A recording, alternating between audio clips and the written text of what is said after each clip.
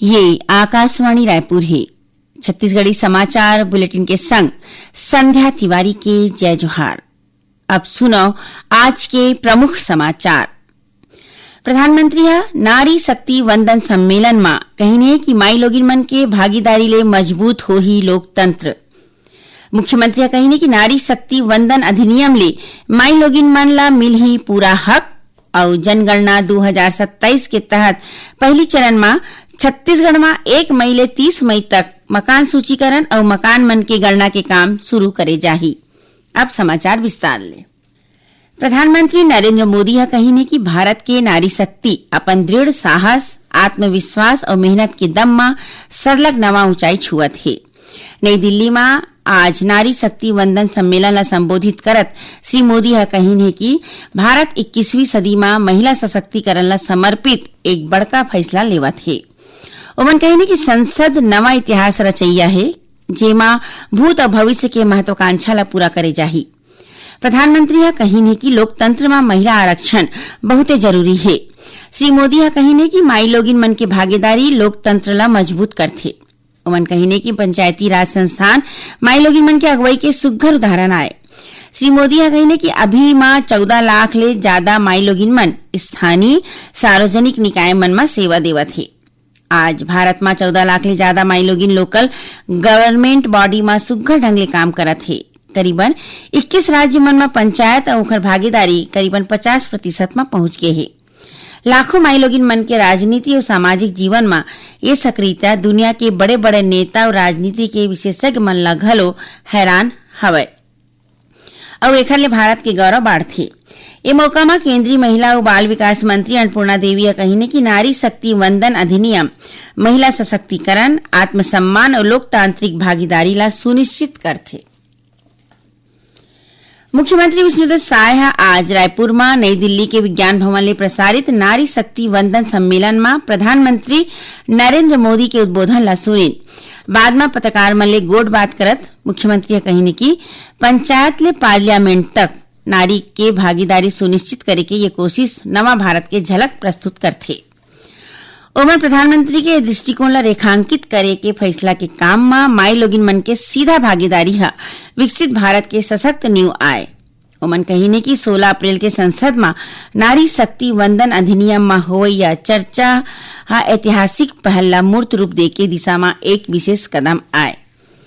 मुख्यमंत्री कहीने कि छत्तीसगढ़ में माई लोगिन मन के सशक्तिकरण ला प्राथमिकता देवत कतको प्रभावी कदम उठाए गए हैं।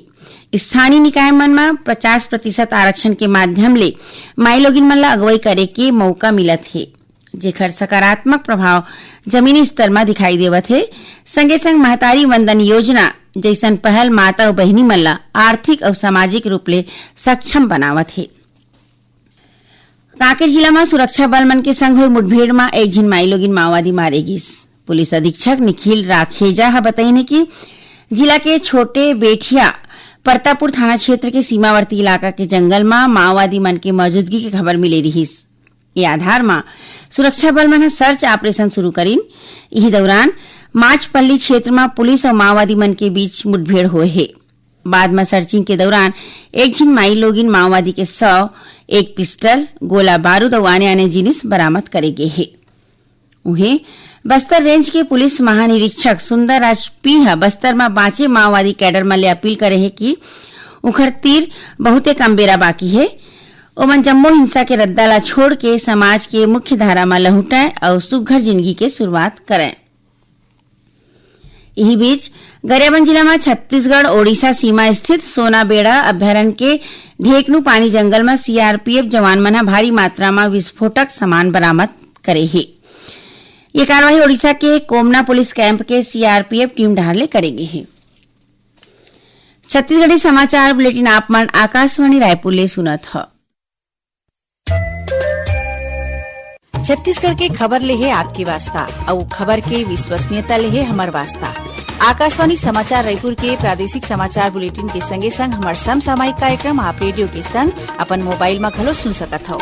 आकाशवाणी समाचार फेसबुक, ट्विटर और यूट्यूब में घलो हावय।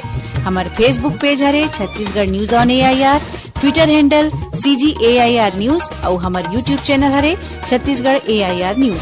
तो अब रेडियो के संगे संग आपके मोबाइल के माध्यम ले हम आप तक पहुँचत हन। छत्तीसगढ़ के हर खबर पर सुनत रहो आकाशवाणी समाचार।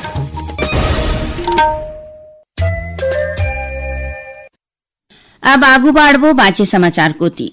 मुख्यमंत्री विष्णुदेव साय आज सुकमा प्रवास के दौरान मुख्यमंत्री स्वस्थ बस्तर अभियान के शुभारंभ करीन। ये मौका में मुख्यमंत्री अपन स्वास्थ्य के जांच कराइन और जम्मो झला स्वास्थ्य के प्रति सजग रहे के संदेश घलो दीन। ये अभियान के अंतर्गत बस्तर संभाग के 7 जिला, 32 विकासखंड और 5,000 ले ज्यादा गांव और बस्ती मन में स्वास्थ्य शिविर लगाए जाही। इस दौरान मुख्यमंत्री सुकमा जिला भर 308 करोड़ रुपया के आने विकास काम के लोकार्पण और भूमि पूजन घलो करीन।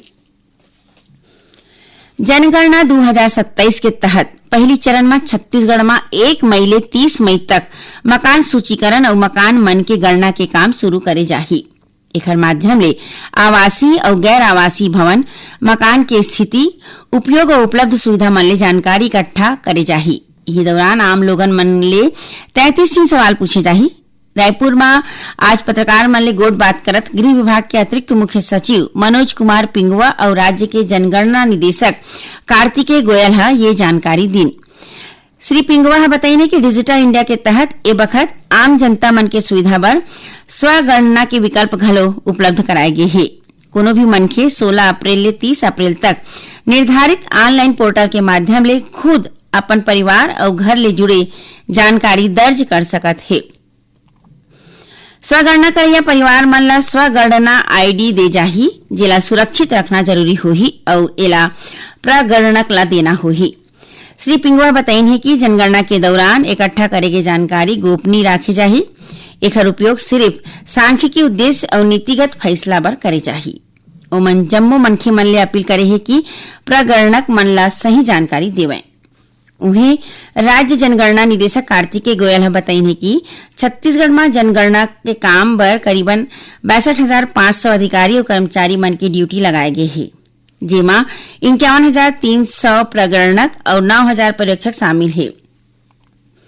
जनगणना के काम राज्य के जम्मू जिला 195 नगरीय निकाय मन में और 252 तहसील मन के अंतर्गत 19,978 गांव मन में संपादित कराए जाही। प्रदेश में जनगणना के दूसर चरण के काम अवैया बछर फरवरी में शुरू करे जाही। यात्री मन के सुविधा बर रेलवे डाहर ले कुछ एक समर स्पेशल ट्रेन ए महीना ले शुरू करे जावत है। एमा वलसाड और खड़गपुर के बीच 15 ले 24 अप्रैल तक दूधी फेरा बर स्पेशल ट्रेन चलही, जौन हर बुधवार के वलसाड ले शुरू होके खड़गपुर पहुंची। उन्हें खड़गपुर ले ये ट्रेन शुक्रवार के चलही। एकर स्टॉपेज दुर्ग, रायपुर और बिलासपुर दे गए है। उन्हें एलटीटी सांतरागाछी समर स्पेशल ट्रेन 17 ले 26 अप्रैल तक दूधी फेरा बर शुरू करे जावत है। ये ट्रेन हर शुक्रवार के एलटीटी ले शुरू होके दुर्ग, रायपुर, बिलासपुर होवत सांतरागाछी पहुंची। उन्हें सांतरागाछी ले ये ट्रेन 19 और 26 अप्रैल तक चलही। एकर संगे संग पुणे सांतरागाछी स्पेशल ट्रेन 17 ले 27 अप्रैल तक दूधी फेरा बर चलाए जाही। एकर स्टॉपेज घलो दुर्ग, रायपुर, बिलासपुर दे गे है। प्रदेश में अवैया दिन में गर्मी बढ़ सकत है। मौसम विभाग के मुताबिक काली मौसम शुष्क रही। उन्हें 15 अप्रैल प्रदेश के मध्य भाग में अधिकतम तापमान में बढ़ोतरी होने की संभावना है। ए बेरा प्रदेश में उत्तर पश्चिम ले गरम और शुष्क हवा पहुंचत है, जेखर सेती अवैया 2 दिन में बस्तर संभाग ला छोड़ के आने संभाग मन के तापमान में करीबन 2 डिग्री सेल्सियस के बढ़ोतरी होने की संभावना है। और थोड़किन समाचार सार में रायपुर के इंदिरा गांधी कृषि विश्वविद्यालय में चलत सोयाबीन अनुसंधान केंद्र के राष्ट्रीय स्तर में सुग्घर काम बर सर्वश्रेष्ठ केंद्र पुरस्कार ले सम्मानित करे गे हे। और कोंडागांव जिला रोजगार और स्वरोजगार मार्गदर्शन केंद्र में अवैया 17 अप्रैल के प्लेसमेंट कैंप के आयोजन करे जाही, जेमा निजी क्षेत्र के आने कंपनी डाले 146 पद में भर्ती करे जाही। आखिर में प्रमुख समाचार एक घाव फेर प्रधानमंत्री नारी शक्ति वंदन सम्मेलन में कही कि माई लोगिन मन के भागीदारी ले मजबूत होई लोकतंत्र। मुख्यमंत्री कही कि नारी शक्ति वंदन अधिनियम ले माई लोगिन मन ला मिलही पूरा हक। और जनगणना 2027 के तहत पहली चरण में छत्तीसगढ़ में 1 मई ले 30 मई तक मकान सूचीकरण और मकान मन के गणना के काम शुरू करे जाही। एक संग छत्तीसगढ़ी समाचार बुलेटिन हे सिरावत है। जय जोहार।